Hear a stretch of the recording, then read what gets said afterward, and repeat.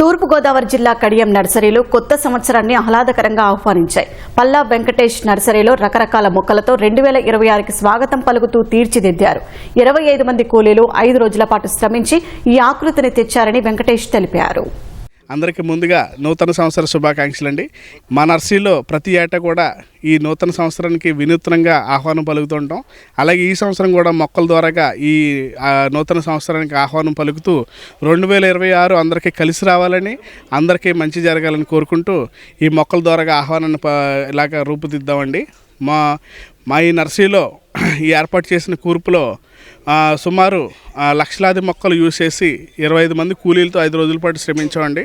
ఇందులో alternator red, white, green, yellow మరియు ఆర్చిపోలియా తదితర రకాలను యూజ్ చేసి ఈ కూర్పుని ఏర్పాటు చేయడం జరిగిందండి. మెయిన్ కాన్సెప్ట్ ఇందులో మేము తీసుకున్నదైతే యూనిటీ ఇన్ డైవర్సిటీ అనే కాన్సెప్ట్ తీసుకున్నాం. అందరం సమిష్టిగా మన దేశ అభివృద్ధికి తోడ్పడాలని కోరుకుంటూ ఈ మొక్కల్లో కూడా రకాలు ఉన్నాయి, మరియు కలర్స్ ఉన్నాయి, రకరకాల జాతులు ఉన్నాయి.